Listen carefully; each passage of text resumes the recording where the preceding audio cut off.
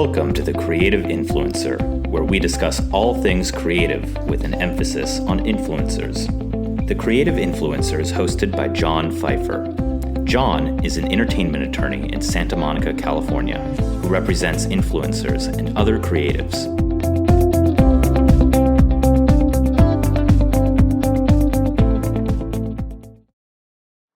This is episode 5 of the 6th season of the Creative Influencer podcast. Today we interview Niklas Hartmann.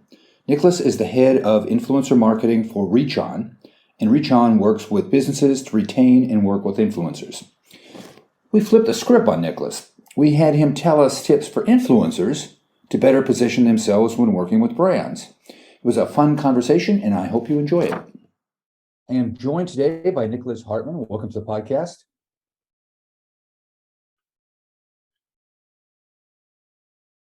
You are the head of influencer marketing at ReachOn and based in Frankfurt, correct?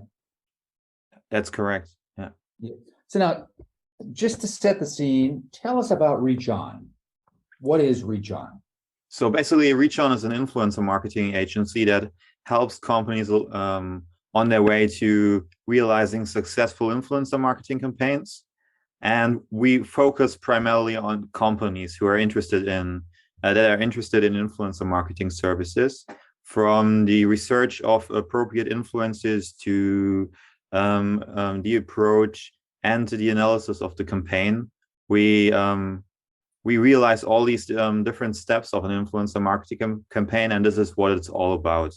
And I started this company in 2014 when I was 18 years old, and it was really a passion of mine.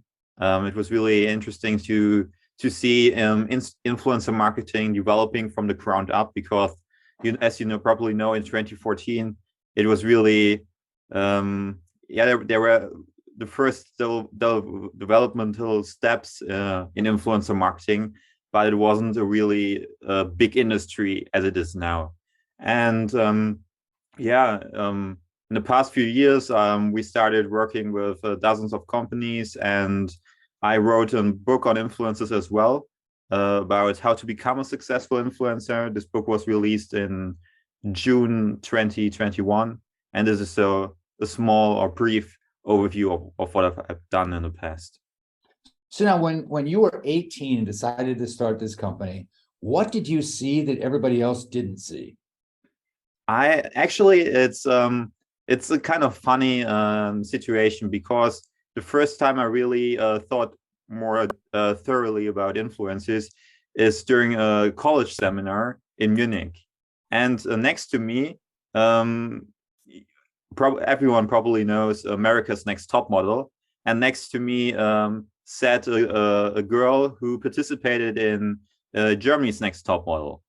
And she was always on her smartphone, typing, checking her phone and her notifications. And I asked her, "Hey, why are you always on the phone during the seminar?"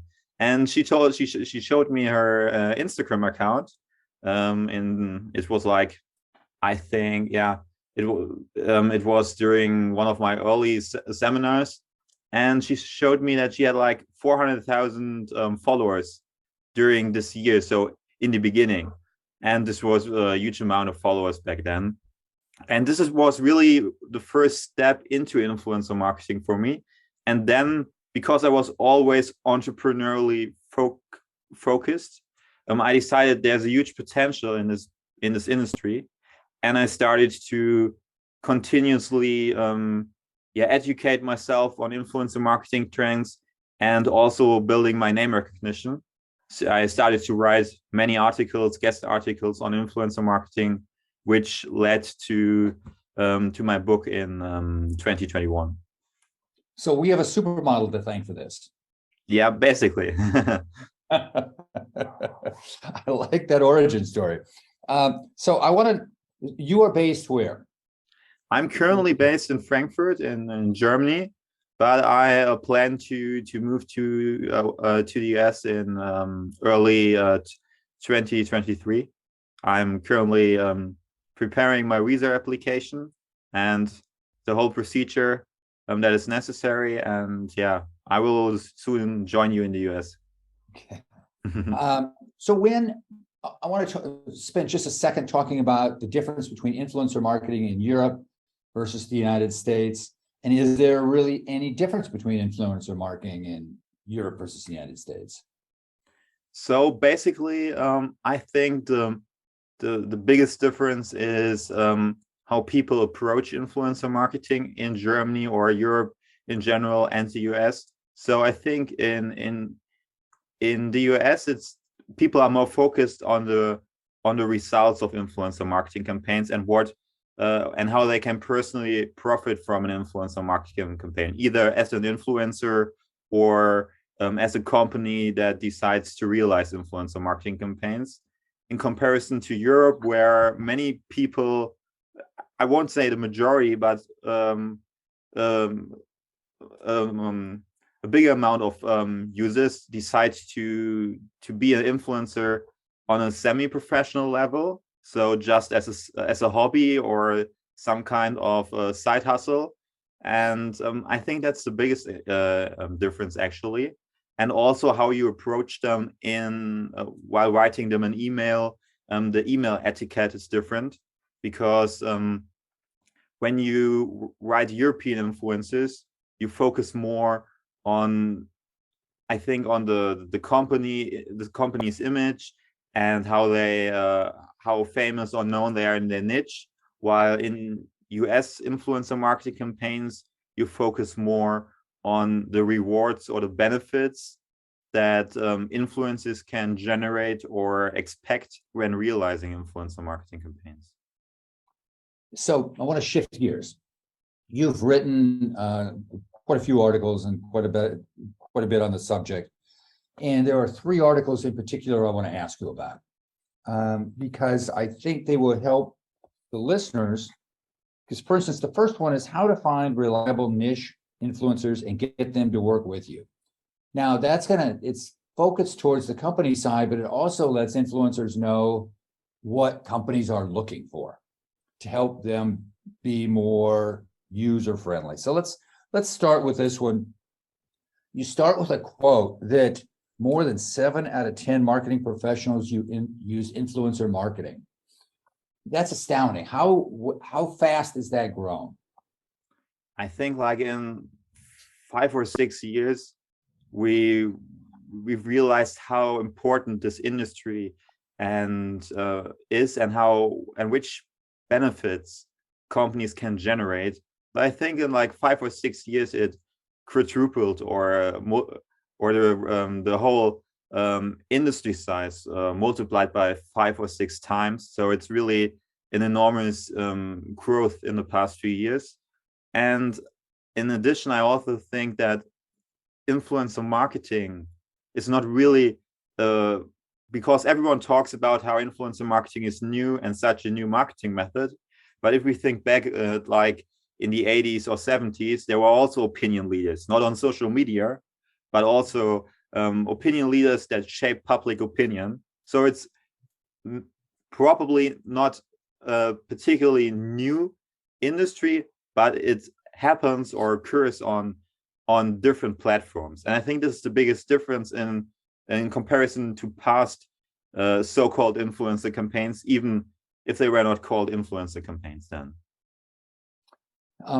You go on then to talk about what are niche influencers. And I'd like to ask this question because everybody has their own answer. The difference between nano, micro, and macro influencers. How would you define a nano influencer? Yeah, it's always there are always heated discussions about this subject. So everyone has a different opinion on the size of the followers. I personally believe the easiest way to distinguish them is like to just add a 0 at the end of the number, because I would personally say that if you're a nano influencer, if you have less than 10,000 followers, micro is like until well, it depends. Some say 50,000, others say 100,000. I would actually make a cut at 50,000 because I personally believe there's a different kind of professionalization that happens when you work with influencers which have a higher follower size than 50,000 followers. So after, if the number rises above 50,000 followers, I think you can also talk about mega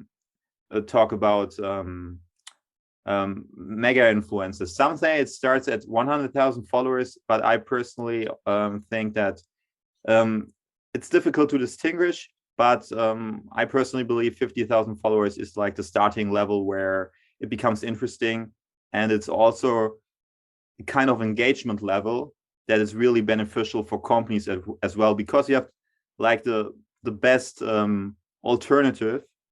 You also have a high engagement rate, but it's not the follower size is not so huge, or that people do not feel personally connected to the influencer themselves. So you can still forge a great bond with the influencer without necessarily having to work with a influencer that is really has really the tremendous size of followers. So, which kind of leads into a topic I was going to ask about later, but now the transition is perfect, is from your perspective, how do you measure engagement? Everybody has their own measures that they fall back on, but what do you look at to see if your influencers are engaging? Well, you have to distinguish between at the start and at the end of the campaign, because at the start you can just analyze the insights. For me personally, I think that engagement means the kind of story views and link clicks the person or the influencer has realized in the past. So I wouldn't work with an influencer if they didn't send me their insights. This is really important for me, because without analyzing the insights, you don't get a clear picture of how beneficial the influencer can be to a future campaign.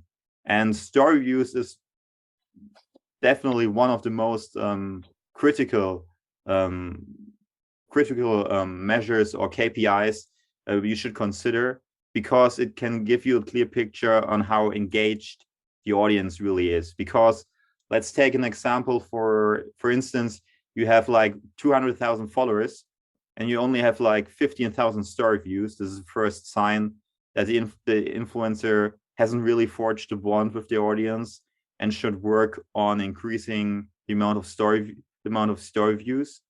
And then also how many people click on a link when an influencer adds a link button to a story. This is really essential as well, because in my personal opinion, on Instagram especially, Instagram story campaigns are the way to go, because influencer campaigns, if you work with influencers and realize a real video or a feed post, it's beneficial for brand recognition or name recognition, but it doesn't really help increase sales, increase leads. And this is really what companies focus on. They want to see the return on investment, what they can expect from a campaign, how they benefit. And for me, story views are one of the most significant KPIs. And as I said, the amount of link clicks. It really doesn't matter how many likes, because it's so, or how many likes they get, because it's so easy to fake the amount of likes, and really becomes, even for professionals, hard to detect if the influencer has a huge audience that is really engaged, or was some kind or some small or even major percentage of the followers bought. And so story views, link clicks, and comments, this is the last KPI. Comments are really interesting as well, because I don't mean comments like nice picture or you've done well, such generic comments. But if you really see below an influencer's post that many people wrote a thorough or engaging comment, that really focused on the influencer's short, image, video, the content he or she created, this is a sign that it's an engaging influencer. Which, transitioning back, you have a section in one of your articles on how do you find reliable niche influencers. So let's look at it from two perspectives. Let's look at it from your perspective, looking for a company to find an influencer, and then how an influencer can best make themselves be found. What advice would you give? I would definitely, what most people do wrong is that they don't add their email address in a profile description, because it becomes much more exhausting for influencer marketing managers to always open the profile on the Instagram app and check the email button, click on it, write it down, note it down. It's really not the way to go for influencer marketing managers interested in it. And also, what most people don't show the initiative for, but is actually quite helpful, is to write influencer marketing agencies themselves. So you could just do a quick Google research, search for influencer marketing agencies. If you're a small influencer, it might be best to write to smaller influencer agencies at first. But sending them or submitting an application to collaborate is definitely the way to go to increase your revenue as an influencer. And in addition, I would also say that that working with fellow influencers is also interesting, because some companies or brands decide to only do a single collaboration with an influencer. So you don't really compete with other influencers concerning this particular company. So you could ask them for recommendations on who they should work with. You could just ask, if you have like 2 friends or 2 colleagues in your niche you really know well, you can ask them, hey, could you recommend me some friends you've worked with? Do you have a contact person I can approach? I think that's also really beneficial. So to sum it up, I would definitely say showing initiative and researching via Google, via whatever opportunities you have, even if it's like an influencer marketing conference. You should show initiative and submit your information. Do not wait for agencies or companies to come to you. Do the work and approach them yourself. So you found your influencer. You're confident that this is somebody you want to work with. How do you decide what is the appropriate compensation to pay them?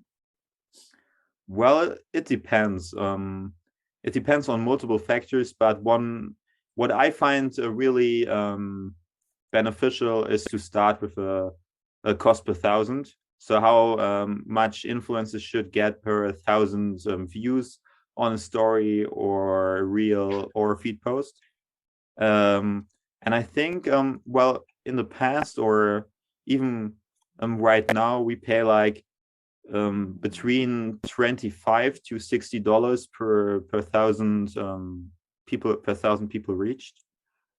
So to calculate it, for instance, if you have like an influencer who has 10,000 star views, we would pay like around $200 to $600, and then it depends on the quality of the profile. So is the influencer on the upper level of engagement or on the lower level of engagement? How strenuous is this kind of collaboration? Is it just a product he or she has to put in front of the camera, or just or does he have to wallpaper a whole room, which actually happened as well for one of our clients? And I think there are multiple factors, but $20 to $60 is a first indication on what you should pay. And then it also depends. And what many people underestimate is how important your negotiation skills are. I can't emphasize it enough. as we can see with your question, many people don't know how much should you receive or how much should you pay. So there's a huge span that influencers offer you and are willing to work for. So if you're a smart negotiator and you from the company's perspective, you don't only offer them a monetary compensation, but you also offer them some kind of bonuses. Let's say you're a travel influencer, you pay for accommodation and food during a 5-day trip to Bali or to Hawaii. I don't know. Then you can combine this with an influencer's monetary compensation and achieve better deals. And from an influencer's perspective, I would say you should definitely tell the first price, because the first price is really important for brands to get a feeling for how much you want, and brands orientate themselves on this price. So if you start with a higher price as an influencer, it's easier for you to achieve a better end price as well. So these are probably the best tips I could give in a brief overview. So you have, shifting to a completely different article, you have Influencer Marketing 101, 8 key components for a successful campaign. And I wanted to walk you through some of them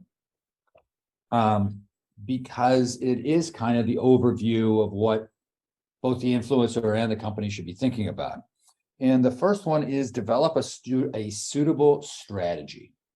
How many times do companies come to you that say, I want to get into influencer marketing, but they don't have a strategy? Well, if it's not really company experienced in influencer marketing, I would say like 80% of the time, it's really common, because people have realized that it's really an important or crucial marketing method they should focus on, but they don't have an overview of how the procedure really is, how the process works. So we have to really help them along on this journey and give them some tips to develop their strategy. And it's really not only influencer marketing 101, but it's marketing 101, like your target group, your prospective customer base, who have you sold to in the past? These are like the common questions. Everyone knows the marketing, and they help people to understand what they should focus on in the first step. Because as I said in this article, every following step depends on the strategy you've developed in the first step. Yeah, I think your comment that it is so much of it's traditional marketing. There are, I mean, in the contracts I'm seeing, they always include you have to have a call to action. Now that, from a marketing perspective, is like marketing 101. You have to have a call to action. Yeah. But so many influencers don't think of it. So one of the points you have is a call to action. From your perspective, is that any different in an influencer campaign versus a traditional marketing campaign? No, I think it's the same process. You need to really focus on one call to action, because that's the next thing many people do wrongly when they start a campaign. We all know landing pages on the internet. We all know marketing prospectus online or offline. And if you think about it, you really need to focus the attention of your user, of your viewer, to one single action they should take. You don't have to promote 10 different actions.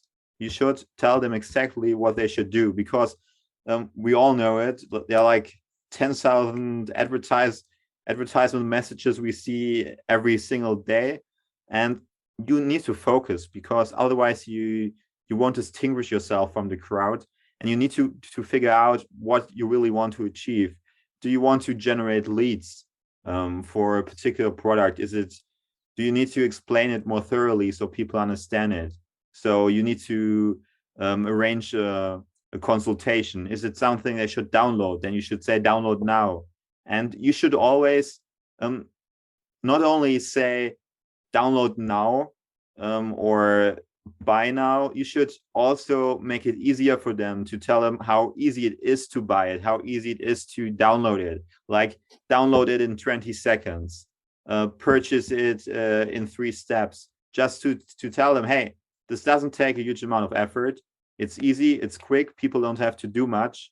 And it's really, the attention span in general concerning advertisement is low, and it's even lower on concerning influencer marketing campaigns. So you should focus, you should be brief, and you should clearly tell them what to do. I think that explains it really, really well. Yeah, I mean, I agree, and I thought you explained that well, so thank you. Then you mentioned it earlier, but you have written a book, which, if you go on Amazon, is in German. So yeah, I can give you some overview, just one sentence. I will. It's actually already translated in English. I have it on my computer as a PDF file in English as well. Everything is perfectly translated. But yeah, as you know, the publishing industry, it takes a bit longer to produce such a work, and this is the reason why it's not already available on Amazon. I was going to suggest you do publish it, because you sent me the English translation of chapter 12. And chapter 12 is Top Influencers Reveal Their Inside Tips. From an influencer's perspective, there's some things in here that they're obvious, and then there's some things that are not obvious. So from your perspective in writing this, what couple tips can you throw out that we haven't talked about, that influencers could use to build their following and to make it easier working with brands? So I would definitely say, even if you're like really hardworking, it doesn't really make much sense to just focus on publishing new content every day, every single day, working on improving your craft. It's really crucial, but what's even more important is the collaborative aspect. So you need the amount of people who view your post or your reel or your story in the beginning is dramatically low. So you need to first and foremost, you need to understand, how can I quickly increase my reach on Instagram, on TikTok, or whatever your platform you plan to use. So for this, for this reason, I recommend to work with other influencers in the same niche and probably the same follower size. So it doesn't have to be exact the same number of followers, but like if you have 10,000 followers, work with influencers in a range of like 8 to 13,000 followers, and you should approach them, you should write to them and tell them the clear benefits of working with you. What can you offer them? So it's really beneficial to work with you. And if you realize many campaigns or many joint campaigns with other influencers, you can quickly increase your reach. Let's say you have 10,000 followers and you approach or you write to 100 influencers you've researched in a week. Then you can work with like 10 or 20 influencers in the same range of followers as you are, and quickly turn the attention or shift the attention to your profile based on the steps you've done in the last week.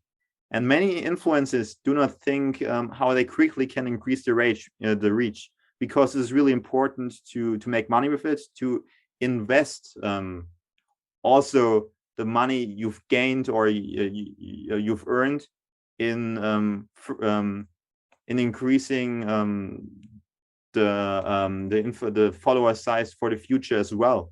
So I think the collaborative aspect is really essential, and then also learning how to negotiate, because you can be the best influencer with the best content if you don't have a clue on how to negotiate with other brands that would like to work with you. You will lose a lot of revenue opportunities, and you need to have a plan on what am I willing to do for a monetary compensation? What kind of values do I represent? Do I really promote everything that companies would like me to promote? Do I have some values that I wouldn't betray? Or what are you willing to do on social media? And the next step is also for how much money are you willing to do it? So what kind of money do you expect to get? What do other influencers get? This is not really often talked about, as we've discussed before, but I think it's really important that influencers get a clear picture on what they should demand for their work.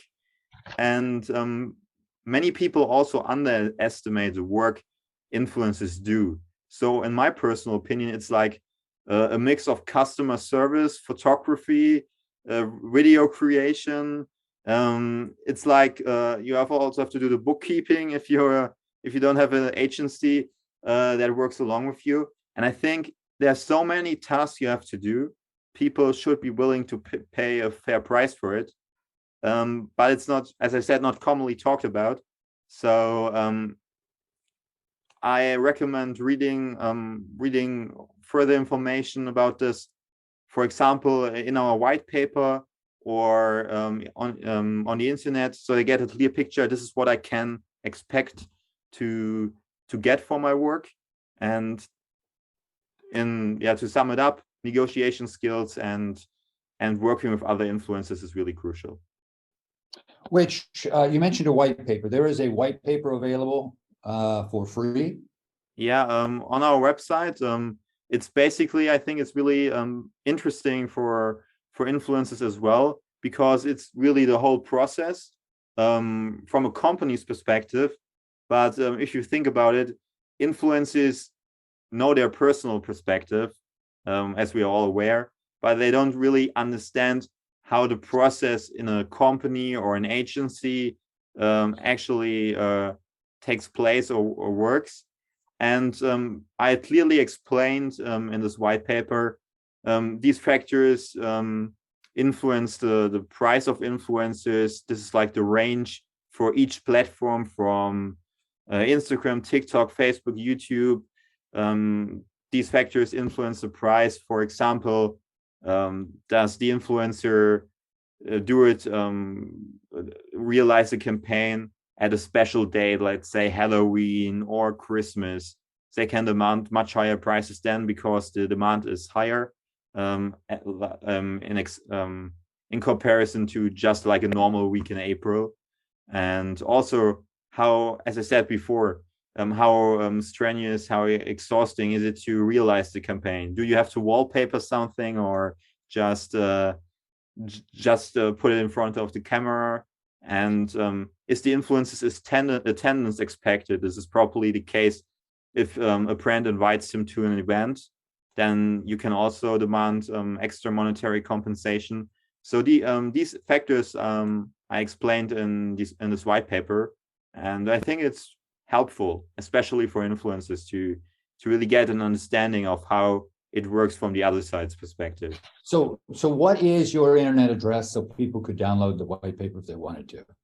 It's reach-on.com, and you can immediately see it in a menu. It's called white paper, and the white paper is called Influencer Marketing: How to Negotiate with Influencers. So I think it's really beneficial for influencers to get a better understanding on how brands and agencies work with influencers. And is that domain name the best place to find you on the internet? Basically, you can also check me out via my LinkedIn profile. Just type in Niklas Hartmann and you will find my profile. So either on LinkedIn or my website, it's the best place to get to know me. Okay. Well, thank you. This has been great. That's it for this time. If you enjoyed our podcast, please write a review on iTunes and tell your friends to subscribe. If you have any questions about influencers or suggestions for future episodes, email them to John at Pfeiffer@pfeifferlaw.com. Thank you for listening.